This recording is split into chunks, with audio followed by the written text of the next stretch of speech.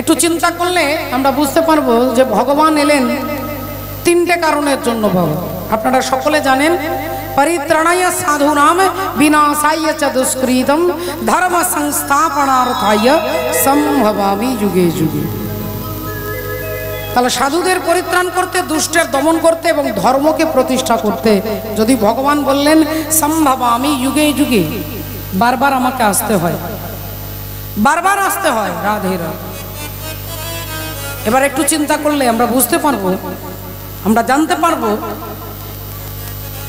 যে যে সাধুদের পরিত্রাণ করতে, দুষ্টের দমন করতে ভগবান আসেন, আপনি ভগবানকে না ডাকলে কিন্তু তিনি আসবেন না। বাবা আপনি যতক্ষণ তাকে না ডাকবেন ততক্ষণ আপনার হাজারো দুঃখ দেখলে ভগবান আসবেন। আর ভগবানের একটা নীতি, একটা সংবিধান আছে।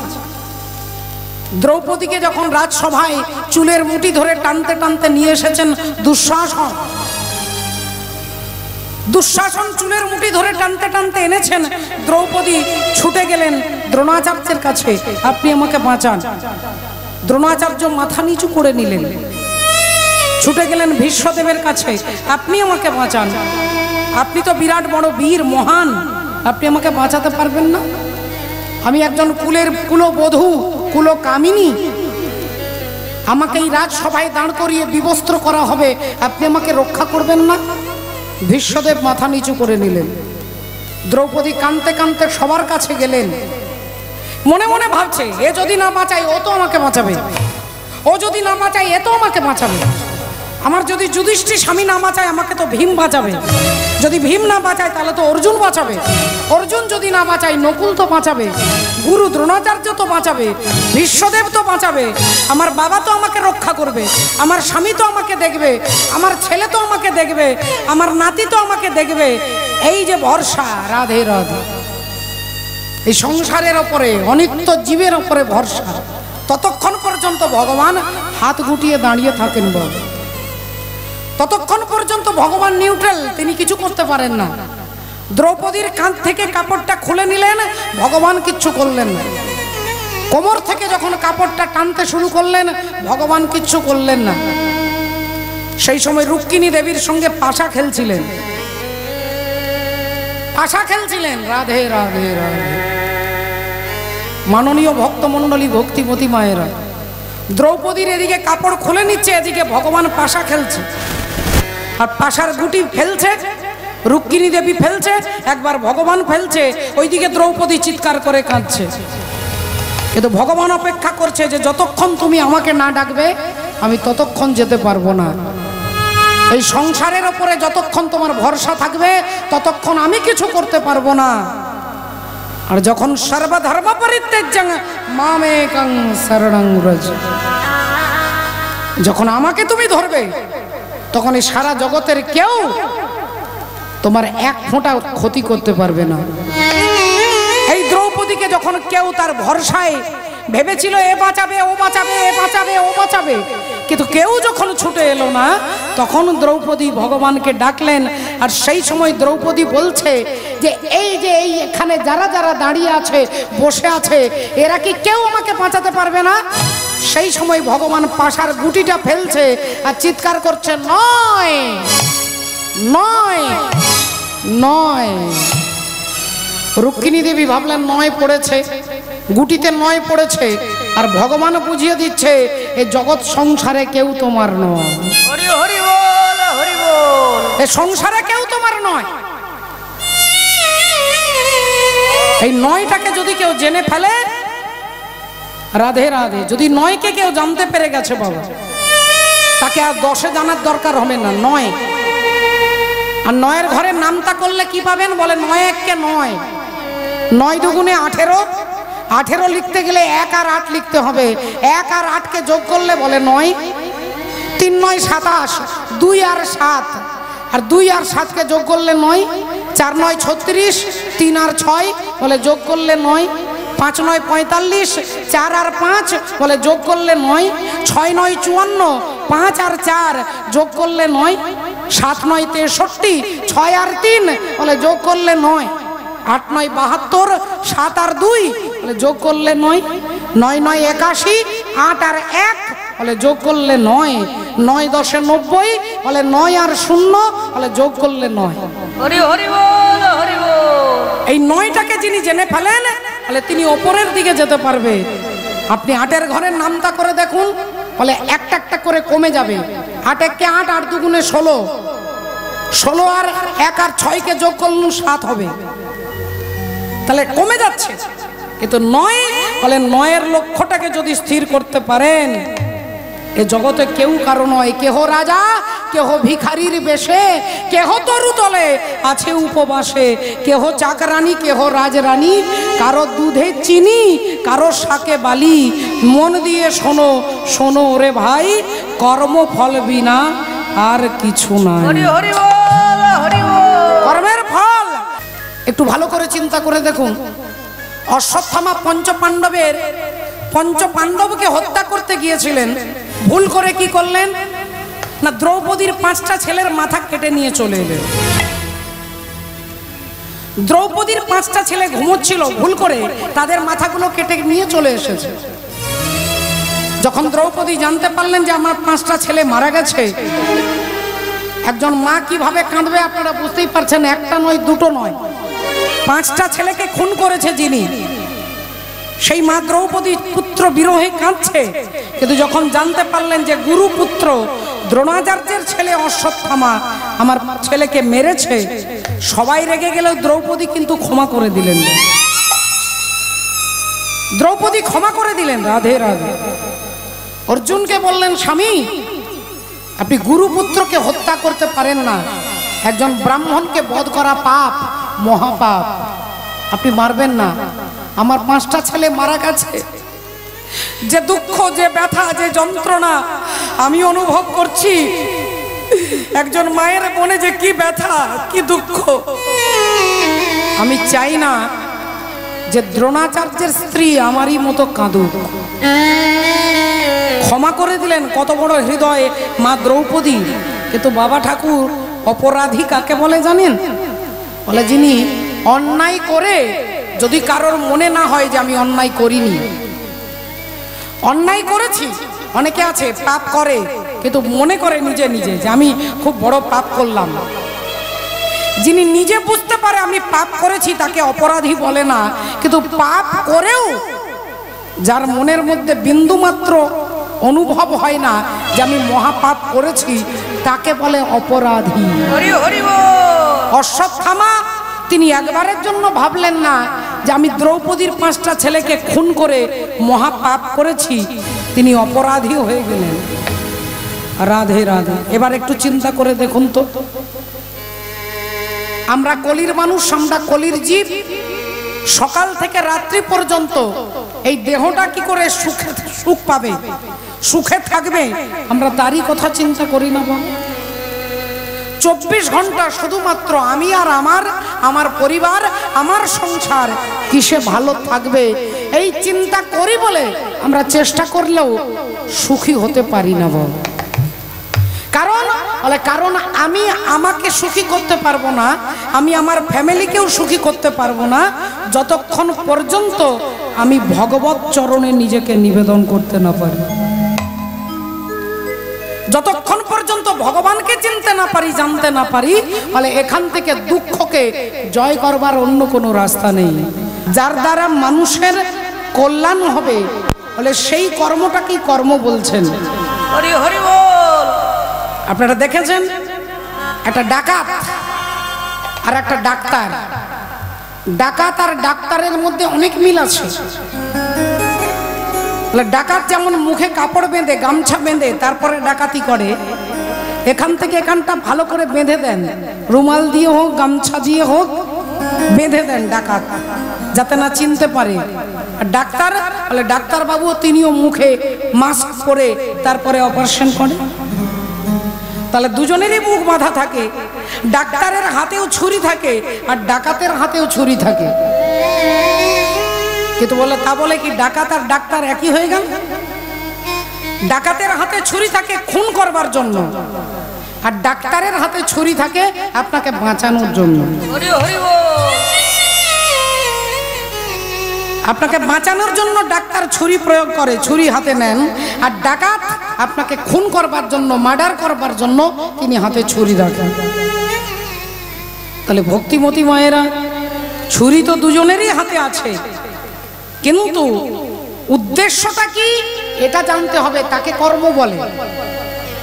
আপনার উদ্দেশ্য কি? হরি বল, হরে কৃষ্ণ। এই উদ্দেশ্য যতক্ষণ পর্যন্ত স্থির করতে না পারবেন, বলে ততক্ষণ আপনি ভক্তি কি এটা আস্বাদন করতে পারবেন না। ভক্তি অনুভবের বিষয়, ভক্তি কোনোখানে গেলে পাওয়া যাবে না। রাধে রাধে। তাহলে উদ্দেশ্যটা কি এটা জেনে কর্ম করার নামই হচ্ছে কর্ম। আর সেই কর্মের ফলটাকে বলছে ত্যাগ করো, মানে আমার উপরে ডিপেন্ড করো। কর্মণ্যেবাধিকারস্তে মা ফলেষু কদাচন। বলে কেন এ কথা বললেন? না, যখনই আমরা আশা করি তখনই এখান থেকে দুঃখ উৎপত্তি হয়। আর দুঃখকে যদি জয় করতে হয়, যদি আনন্দ পেতে হয়, আনন্দ পাবার বস্তু নয়, আনন্দ হচ্ছে অনুভবের বস্তু। আনন্দকে অনুভব করার করতে হয়, আনন্দ কেউ আপনাকে দিতে পারবে না।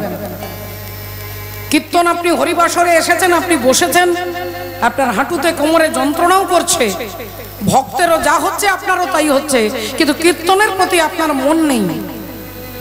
আর একজন কীর্তন শুনবার জন্য বসে আছেন। রাধে রাধে। তাহলে উদ্দেশ্য দুজনকে স্থির করতে হবে। উদ্দেশ্য যতক্ষণ পর্যন্ত যে কীর্তন আমি কেন শুনতে যাব, আমি কেন কীর্তন শুনবো? আমার একতলা বাড়ি দুতলা করবার জন্য, আমার ছেলেটার চাকরির জন্য, আমার মেয়ের বিয়ের জন্য, আমি একটা জমি কিনবো তার জন্য, কিটার জন্য কীর্তন শুনবো? এই উদ্দেশ্যটাকে যতক্ষণ স্থির করতে না পারবেন, বলে ততক্ষণ পর্যন্ত অর্জুনের মতো আমরা লক্ষ্য ভেদ করতে পারবো না। আগে লক্ষ্যটাকে স্থির করতে হবে যে আমি কীর্তন শুনবো শুধুমাত্র ভগবানকে পাবো কি জন্য। এই লক্ষ্য যদি স্থির হয়, তাহলে অর্জুনের মতো আপনি লক্ষ্যকে ভেদ করতে পারবেন। এই লক্ষ্যটাকে স্থির করবার জন্যই চৈতন্য ভগবান বললেন এর জন্য সাধনা দরকার। আর কলিযুগের সর্বশ্রেষ্ঠ সাধনা, কলিযুগের শ্রেষ্ঠ সাধনা, সেটা হচ্ছে একমাত্র হরিনাম সংকীর্তন। হরিনাম সংকীর্তন, ইহা হইতে সর্বসিদ্ধি হইবে সবার, সর্বক্ষণ বল ইথে বিধি নাহিয়া। গৌরাঙ্গ লিতে হবে,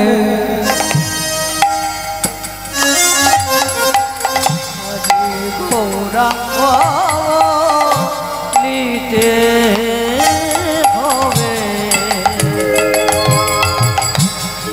পুলক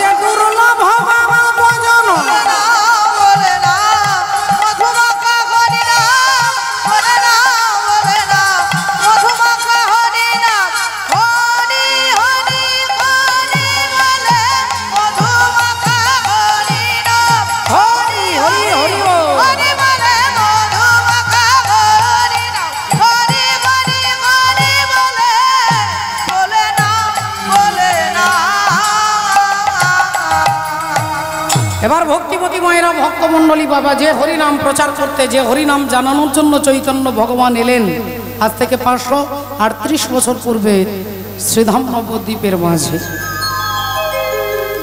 তিনি সৃষ্টি স্থিতি প্রলয়ের মালিক, তিনি আনন্দময় ভগবান, আনন্দ লীলাময় বিগ্রহায় হে মা দিব্য ছবি সুন্দরায়।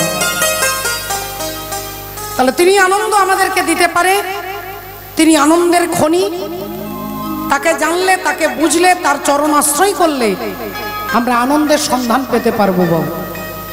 আর এই কর্মের ফলকে যদি ভগবানকে দিতে পারি, হাসি মাখা বদনে ছল ছল নয়নে, ওগো আনন্দ কাননে মন ভ্রময় নিবা।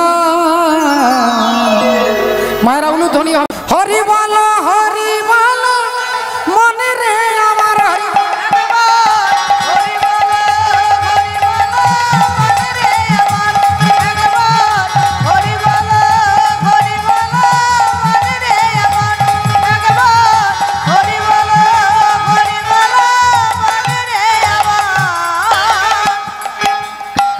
হাসি মাখা বদনে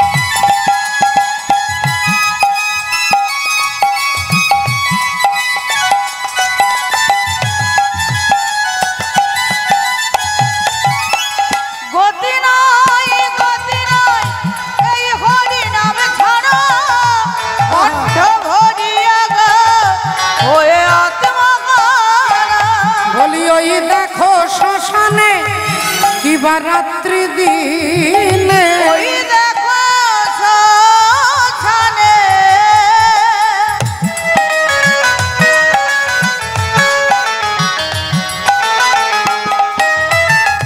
ওই দেখো শ্মশানে রাত্রি দিনে, ওগো পুড়িতেছে মানুষের কত অহংকার।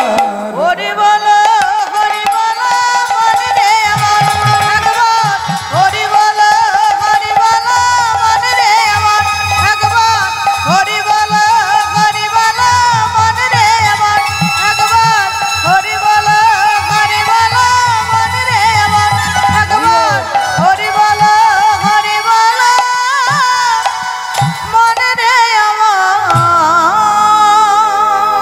পদকর্তা বললেন বিষয় ছাড়িয়া কবে শুদ্ধ হবে মন, বিষয় ছাড়িয়া কবে শুদ্ধ হবে মন, হবে হম হেরব সেই মধুর বৃন্দাবন, হবে হবে হেরব সেই মধুর বৃন্দাবন। অগরূপ রঘুনাথ পদে হইবে আকুতি, রূপ রঘুনাথ পদে হইবে আকুতি। আর কবে হাম বুঝব সেই যুগল প্রীতি, কবে হবে বুঝব সেই যুগল প্রীতি, কবে হবে বুঝব সেই যুগল প্রীতি। রূপ রঘুনাথ পদে রহু মরে, রঘুনাথ পদে রহু মরে, রূপ রঘুনাথ পদে রহু মরে। ওগো প্রার্থনা করয়ে সদা নরোত্তম দাস,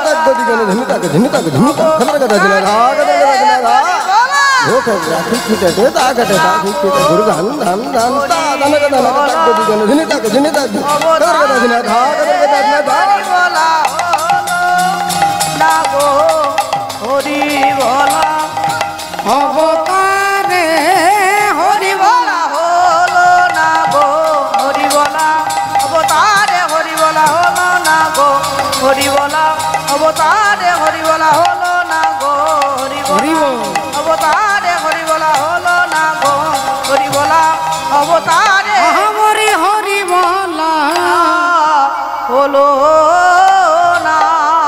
জয় জয় জগৎ গুরু, তুমি বাঞ্ছা কল্পতরু, সিক্ত কর তপ্ত মরু করুণা তোমার।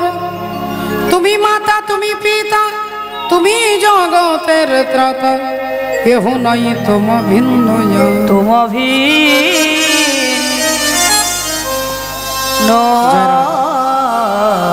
সকলে চরণে দণ্ডবত প্রণাম জানিয়ে শ্রদ্ধেয় বাবা ঠাকুর, ভক্তিমতী মায়েরা, আজকে আমরা যার কথা শুনবো, রাধে রাধে, আমরা যার কথা শুনবো, যার কথা জানবো, আপনারা সকলে দেখেছেন লিস্টের মধ্যে, যেখানে ভগবান শ্রী অনাদির আদি পরব্রহ্ম ভগবান ভক্তের জন্য, ভক্তের মর্যাদা রক্ষা করতে, ভক্তের মনোবল সবল করবার জন্য, ভক্ত যাতে দুর্বল না হয়ে যায়, ভক্তের যাতে অবিশ্বাস না হয়, তার জন্য ভগবান ভক্তের হয়ে সাক্ষী দেবেন।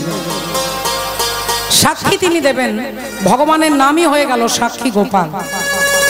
তা কার জন্য সাক্ষী দেবেন, কেন সাক্ষী দেবেন, কার হয়ে ভগবান সাক্ষী দেন, আমরা তার তথ্য জানবো। একবার সবাই মিলে বলবো, নিতাই গৌর প্রেমানন্দে হরি হরি।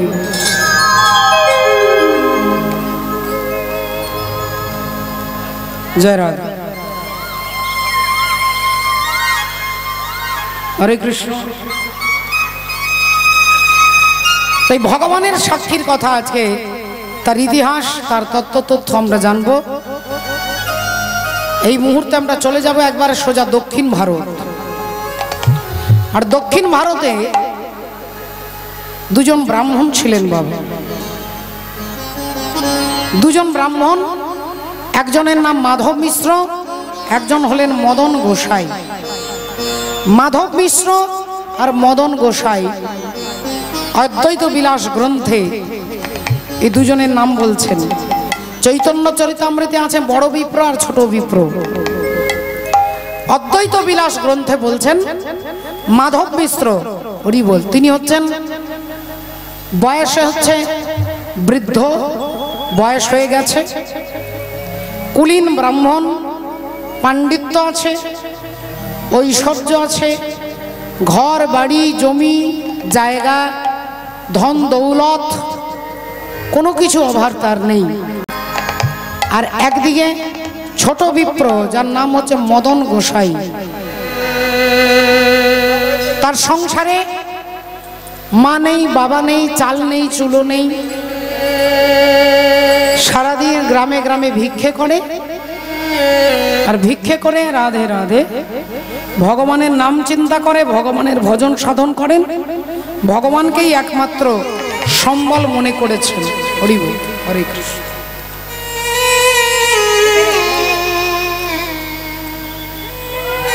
হরি বল, হরে কৃষ্ণ।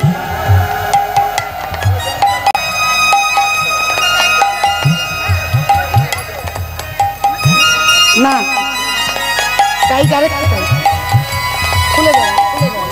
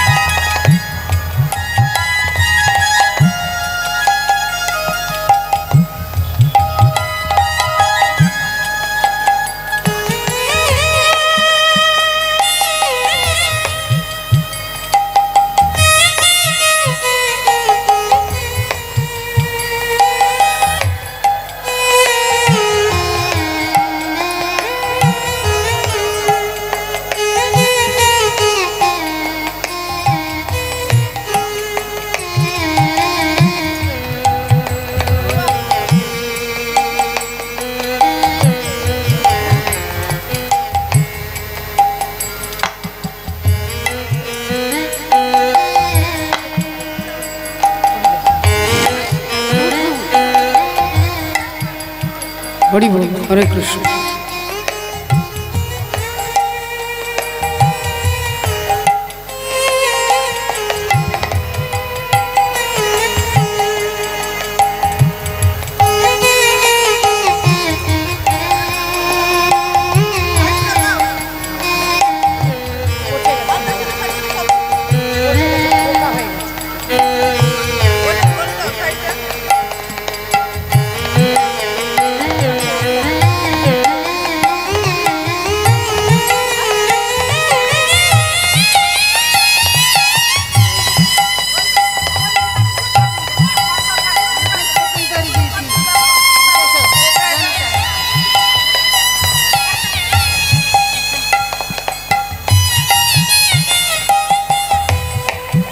জয়নিতাই ভক্তমণ্ডলী, ভক্তিমতী মায়েরা, তাহলে দক্ষিণ ভারতে বিদ্যানগর বনে এক গ্রাম, সেই গ্রামে এক কুলীন ব্রাহ্মণ যার নাম হচ্ছে মাধব মিশ্র, আর একজন দরিদ্র ব্রাহ্মণ তার নাম হচ্ছে মদন গোসাই। মদন গোসাই ভিক্ষে করে, ভিক্ষে করে ভগবানের সেবা দেন, ভগবানের সেবা অর্চনা করেন, আর মনের আনন্দে থাকেন। বাবা তার না আছে বাবা, না আছে মা, না আছে দাদা, না আছে ভাই, একমাত্র ভগবানকেই তার জীবনের সর্বস্ব মনে করেন। প্রতিদিন ভিক্ষা করতে যান, তাই সবাই তাকে চেনে, 2-10টা গ্রামের লোক তাকে চেনে, তিনি খুব ভদ্র, খুব শান্ত বলে।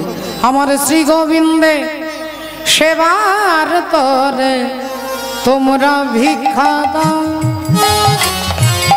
আমার শ্রী গোবিন্দের সেবার তরে তোমরা ভিক্ষা দাও,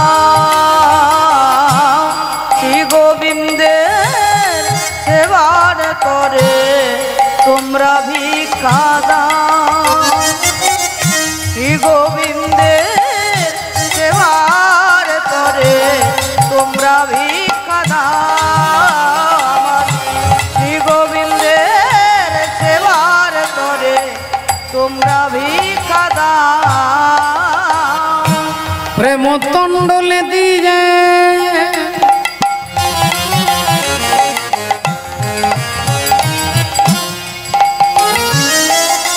প্রেম তণ্ডলে দিয়ে করে আমায় জন্মের মতো,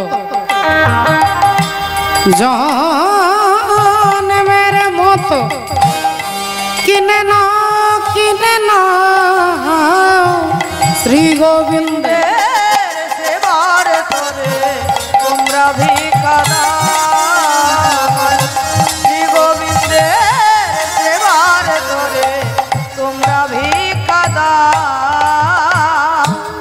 নিজের লাগি চাই না আমি,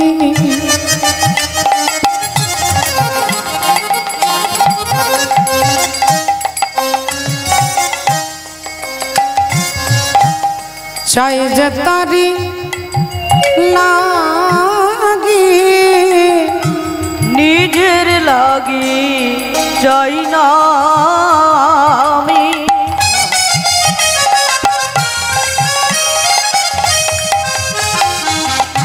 ভোগ চাই যে তারি লাগি।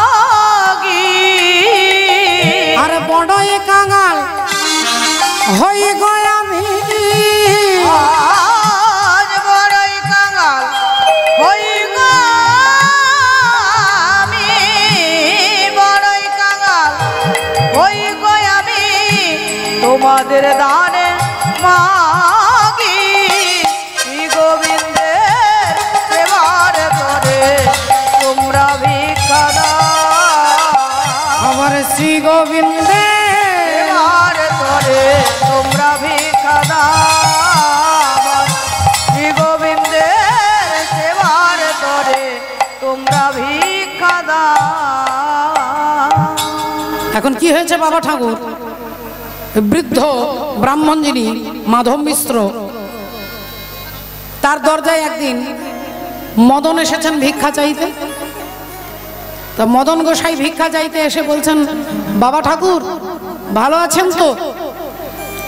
অমনি বাবা ঠাকুর বলে উঠলেন, হ্যাঁ রে বাবা, এমনি তো সবই ভালো আছি, কিন্তু আমার মনের মধ্যে একটা দুঃখ রয়ে গেছে।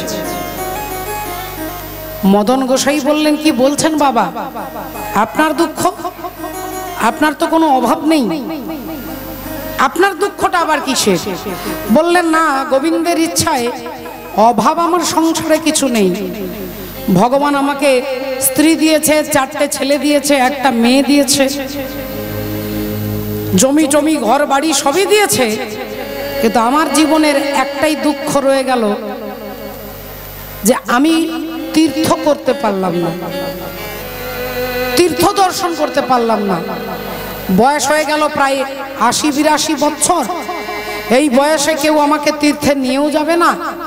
মনে হয় জীবনে একটাই দুঃখ, আর এই দুঃখটা নিয়েই আমাকে মরতে হবে, কারণ আমি তীর্থ করতে পারলাম না। এ কথা যেই বলেছে, মদন গোসাই বলে উঠলেন, বাবা ঠাকুর আপনি কি তীর্থে যাবেন? মাধব মিশ্র বললেন, হ্যাঁ যেতে তো আমি চাই, কিন্তু কে আমাকে নিয়ে যাবে বাবা বল? মদন বললেন, বাবা ঠাকুর আপনি চিন্তা করবেন না, আমি আপনাকে নিয়ে যাব, আমি আপনাকে নিয়ে যাব। আপনি আরো 2-10 জন যারা যারা যেতে চায় তাদেরকে নিয়ে আপনারা নিজেরা প্রস্তুত হয়ে যান। আমি আপনাকে আগামী সপ্তাহে তীর্থযাত্রা করতে আমি নিয়ে যাব, কারণ আমি তো তীর্থ অনেকবার করেছি। রাস্তাঘাট, বন জঙ্গল সমস্ত রাস্তা আমার চেনা, তাই আমি আপনাদেরকে নিয়ে যাব তীর্থ করতে, যদি আপনারা কেউ যেতে চান। মাধব মিশ্র সঙ্গে সঙ্গে আনন্দে বলে উঠলো, বাবা তাহলে আমার সঙ্গে আর যারা যারা যারা যেতে চাই আমি সবাইকে বলে রাখবো, আগামী সপ্তাহে মঙ্গলবার দিন আমরা বেরিয়ে পড়ব তীর্থযাত্রা করতে। গ্রামের আর 2-5 জন, 10 জন, 15 জন সবাই মিলে আজকে তীর্থে যাবে। তাই মদন গোসাইকে সঙ্গে নিয়ে সব তীর্থ করতে বেরিয়ে পড়েছেন। ঘর থেকে যে যার খাবার, যে যার কাপড় টাপড়, যা কিছু কাপড়ের পোঁটলাতে বেঁধে আর সব যাচ্ছেন তীর্থ করতে। মহাজন কলম দিচ্ছে, ওগো বিদ্যানগরে ছিল 2 তো ব্রাহ্মণ, আজ বিদ্যানগরে ছিল 2 তো ব্রাহ্মণ, বিদ্যানগরে ছিল 2 তো ব্রাহ্মণ। তীর্থযাত্রা করিবারে করে নগমন, তীর্থযাত্রা করিবারে করে নগমন, তীর্থযাত্রা করিবারে করে নগমন। এখন বাবা ঠাকুর ভক্তিমতী মায়েরা দেখুন, যে ঘটনাটা আপনারা শুনছেন এখানে মুরুটিয়ায় জগন্নাথ মন্দিরে বসে যে সাক্ষী গোপালের কথা শুনছেন, এই সাক্ষী গোপালের কথা কারা শুনছেন? না স্বয়ং মহাপ্রভু শুনছেন। কার মুখ থেকে শুনছেন? না দাদা নিত্যানন্দের বদন থেকে শুনছেন। দাদা নিতাই চাঁদ বর্ণনা করছেন। আজকে যেমন আপনারা শুনছেন আমার থেকে এই অভাগিনী চৈতালি চট্টরাজের আপনাদের কৃপাতে, আপনাদের আশীর্বাদে যেমন আমি বলছি, দাদা নিত্যানন্দ প্রভু বলছেন সমস্ত ভক্তদেরকে যখন 24 বছর বয়সে মহাপ্রভু সন্ন্যাস নিয়ে চলে যাচ্ছেন, রাধে রাধে, ভক্তদের সঙ্গে নিয়ে সচিমায়ের আদেশে সচিমা বললেন, নীলাচল নবদ্বীপ 2 ঘর হয়, 2 ঘর আর নীলাচলে যদি রহ মোর তবে বাঞ্ছা পূর্ণ হয়। বাঞ্ছা পূর্ণ। তুই এক কাজ কর বাবা নিমাই, তুই নীলাচলে চলে যা বাবা, নীলাচলে যা, রাধে রাধে। সেই নীলাচলে মহাপ্রভু 18 বছর তিনি সেখানে ভজন করেছেন। আর এই 18 বছরের মধ্যে তিনি যে তীর্থ ভ্রমণ করেছেন, তীর্থযাত্রা, সেই ভক্তদের সঙ্গে নিয়ে তিনি যেতে যেতে কোথায় এলেন? এই বিদ্যান হরি বলে, রাধে রাধে, উড়িষ্যার কটকে সাক্ষী গোপালের মন্দিরে। আর মন্দির প্রাঙ্গণে মহাপ্রভু, জগদানন্দ, গোবিন্দ ঘোষ সমস্ত ভক্তরা বসে আছেন। হঠাৎ একজন জিজ্ঞাসা করলেন, আচ্ছা প্রভু, এই গোপালের নাম সাক্ষী গোপাল হলো কেন? সাক্ষী গোপাল নামটা হলো কেন? রাধে রাধে।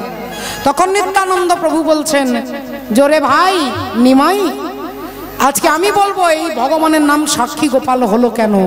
নীলাচল ধাম যাইব পারুনি, এইটি করুচি দণ্ডবত। হে জগন্নাথ, হে জগন্নাথ, হে জগন্নাথ, হে জগন্নাথ।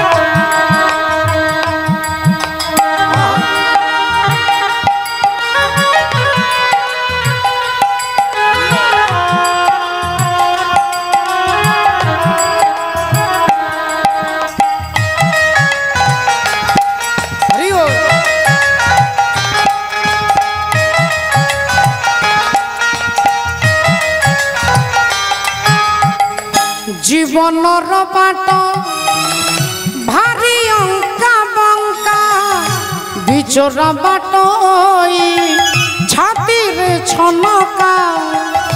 জীবনর বাট ভারি অঙ্কা বঙ্কা, বিচরা বাট ছাতির ছনকা। এইটি থাইব যাচুচি নড়িয়া, बढ़े नियो है तुम हाथ। जगन्नाथ, हे जगन्नाथ, हे जगन्नाथ, हे जगन्नाथ, हे जगन्नाथ, हे जगन्नाथ, हे जगन्नाथ, हे जगन्नाथ। ভক্তমণ্ডলী, ভক্তিমতী মায়ের, এখন নিত্যানন্দ প্রভু বলছেন, ভক্তদেরকে বলছেন যে শুনুন, এই গোপালের নাম সাক্ষী গোপাল হলো কেন, এই ইতিহাস জানতে গেলে আজকে আমি আপনাদের বলবো, আপনি শুনবেন। তা নিত্যানন্দ প্রভু এবার হাসতে হাসতে বলছেন, নিতাই হাসিয়া হাসিয়া প্রেমেতে মাতি যা, হাসিয়া হাসিয়া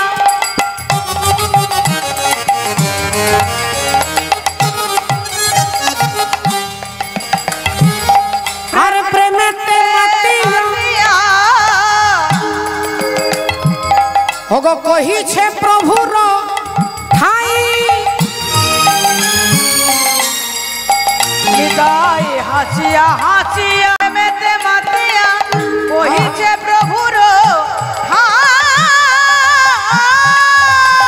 বলিয়ে সাক্ষী গোপাল যে লীলা করিল, তুলনা তাহার নাই। এ সাক্ষী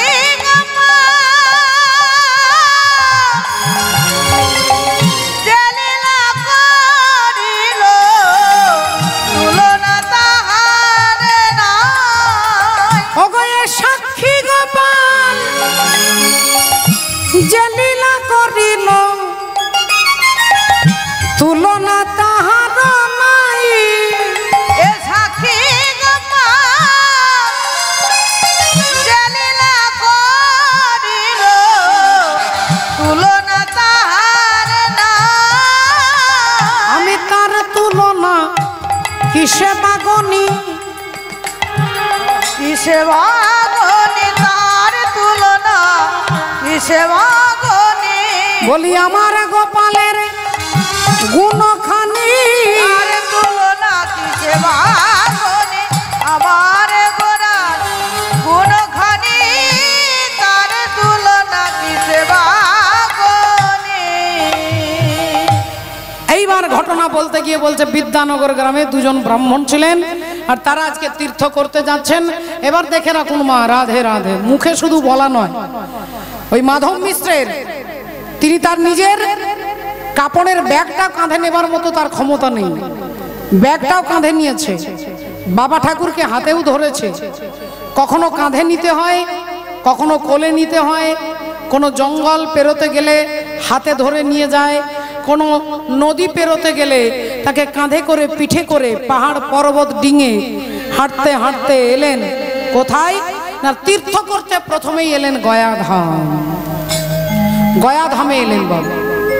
গয়াধামে বিষ্ণুর পাদ পদ্ম চিহ্ন দর্শন করে প্রণাম করে মদন গোসাই মনে মনে ভাবলো, হরি বল রাধে রাধে, যে আমি দায়িত্ব করে নিয়ে এসেছি।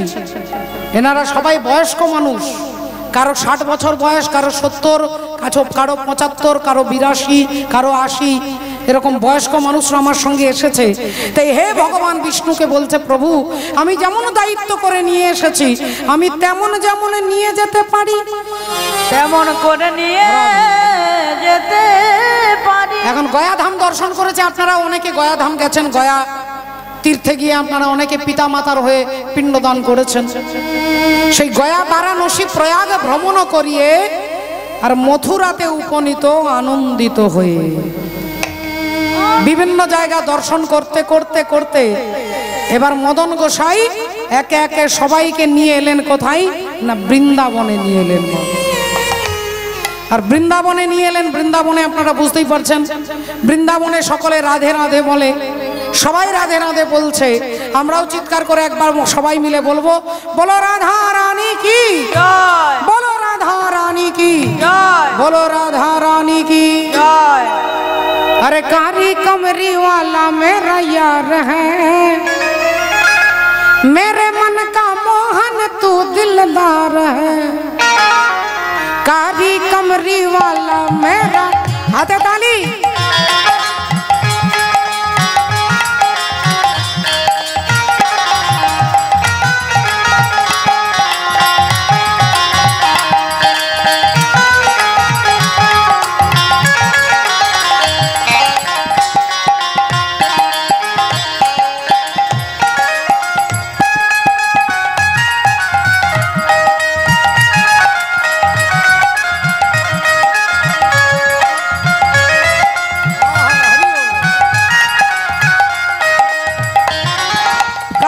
कमरी वाला मेरा यार है, मेरे मन का मोहन तू दिलदार है,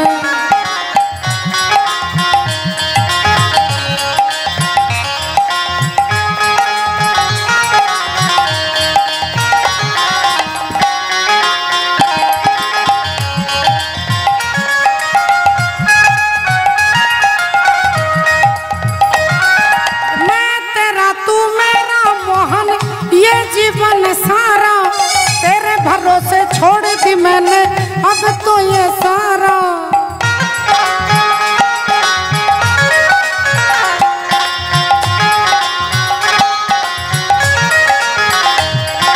मैं तेरा तू मेरा मोहन ये जीवन सारा तेरे भरोसे छोड़ दी मैंने अब तो ये सारा, मुश्किल अरे मुश्किल अब तो जीना है या मरना है, मुश्किल अब तो जीना है या मरना है, मेरे मन का मोहन तो दिलदार है।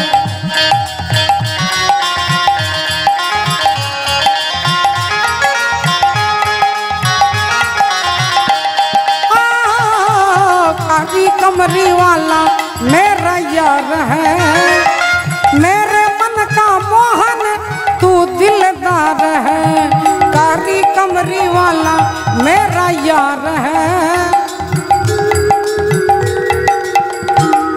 बोलो वृंदावन बिहारी लाल की जय, बोलो बांके बिहारी की जय, बोलो राधा रानी की जय, अनंत कोटि भक्त वृंद की निताई गौर ब्रह्मानंदे हरि हरि हरि। बोल हरि बोल हरि हरि बोल। এখন বিভিন্ন তীর্থ ভ্রমণ করতে করতে বৃন্দাবনে এসেছেন বাবা, আর বৃন্দাবনে মদন গোসাই হরি বলে রাধে হরে কৃষ্ণ।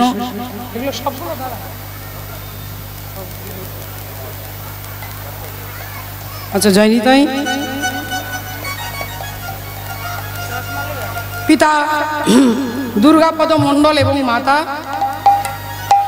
খুদুবালা মণ্ডলের স্মৃতির উদ্দেশ্যে এই পালাটির ব্যয়ভার বহন করেছেন পুত্র সুখেন মণ্ডল, পুত্রবধূ মীরা মণ্ডল, নাতি সুমিত মণ্ডল, নাতবউ গোপা মণ্ডল, নাতনি সুস্মিতা, পৌনাতি সাগ্নিক, দক্ষিণ কৃষ্ণপুর নদিয়া আংশিক সাহায্য করেছেন। এবং পিতা ঈশ্বর যামিনী দত্তের স্মৃতির উদ্দেশ্যে পালার ব্যয়ভার বহন করেছেন স্ত্রী অনিমা দত্ত, পুত্র জয়ন্ত দত্ত, পুত্রবধূ কাবেরী দত্ত, কন্যা রীনা দত্ত, শ্রাবণী দাস, জামাতা স্বাগত দাস, নাতি পাপাই ও রূপাই, নাতনি কয়েশা দত্ত এবং পরিবারবর্গ খানপুর নদিয়া হরে কৃষ্ণ। নাতনি অনুপ্রিয়া এখানে পুত্র প্রসেনজিৎ ঈশ্বর প্রসেনজিৎ বিশ্বাসের স্মৃতির উদ্দেশ্যে পালার ব্যয়ভার বহন করেছেন পিতা মোহন বিশ্বাস, মাতা নমিতা বিশ্বাস, দিদি রাখি মণ্ডল, জামাইবাবু বিশ্বনাথ মণ্ডল, ভাগ্নে রাজমণ্ডল, বালিয়া সীসা, দক্ষিণ কৃষ্ণপুর নদিয়া। এবং ঈশ্বর সুদেব ঘোষের স্মৃতির উদ্দেশ্যে ব্যয়ভার বহন করেছেন ভাতুষপুত্র সরজিৎ ঘোষ, ভাতুষপুত্র বধূ পূর্ণিমা ঘোষ, নাতিগণ শুভজিৎ এবং অভিজিৎ ঘোষ খানপুর নদিয়া। নাতনি অনুপ্রিয়া দেবনাথের শারীরিক মঙ্গল কামনায় পালার ব্যয়ভার বহন করেছেন দাদু ভাদু মণ্ডল, দিদা সুভদ্রা মণ্ডল, পিতা অসীম দেবনাথ, মাতা প্রিয়াঙ্কা মণ্ডল, মুরুটিয়া দক্ষিণ পাড়া। এনাদের সার্বিক কৃষ্ণ পদে যাতে মতি হয় এবং পরিবারের সকলে যেন ভগবত ভজনে আগ্রহী হন, সুস্থ থাকেন এবং আনন্দে থাকেন, এই উদ্দেশ্যে এনাদের সকলের হয়ে একবার আপনারা সবাই জয়ধ্বনি দেবেন নিতাই গৌর প্রেমানন্দে। প্রেমানন্দে হরি হরি বল হরি বল হরি হরি বল। জয় নিতাই, জয় রাধে। শ্রদ্ধেয় বাবা ঠাকুর ভক্তিমতী মায়ের এখন বৃন্দাবনে এসে সারা বৃন্দাবন ভালো করে দর্শন করে ঘুরতে ঘুরতে এলেন কোথায় না গোপালের মন্দিরে। বাবা গোপালের মন্দির, সেই গোপালের মন্দিরের তখন নাম ছিল কিন্তু গোপালের মন্দির, সাক্ষী গোপাল নাম পরে হলো। তাই গোপালের মন্দিরে এসে গোপালকে দর্শন করে সবাই আনন্দে অভিভূত হয়ে গেলেন, সকলে আনন্দ পেতে লাগলেন যে কত ভাগ্য করলে তবে তীর্থ দর্শন হয়। আর কবে নিতাই যা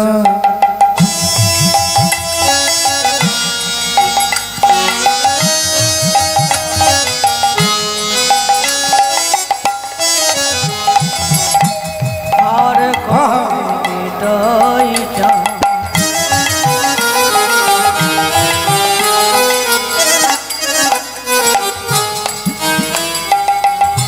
করুণা করিবে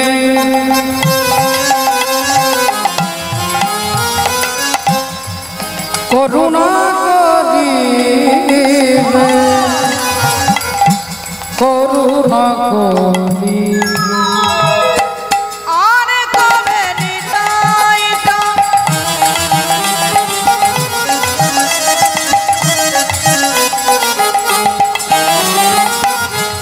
করুণা করিবে করুণা করিবে করুণা করিবে সংসার মাস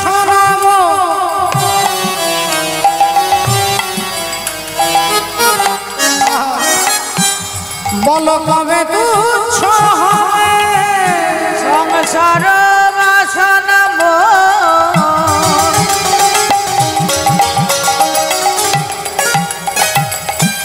কবে তুচ্ছ হবে কবে হরি বলে কে দেবে নব আমি হরি বলে কে দেবে নব হরি বলে কে দেবে নব আজ ধুলাই করা দেব বলো হরি বলে কে দেবে নব আমি ধুলাই করা দেব হরি বলে কে দেবে নব সংসার বাসনাম কবে তুচ্ছ হবে সংসার বাসনা মোর কবে তুচ্ছ হবে সংসার বাসনা মোর কবে তুচ্ছ হবে সংসার বাসনা মোর কবে তুচ্ছ হবে শ্রদ্ধেয় বাবা ঠাকুর ভক্তিমতী মায়েরা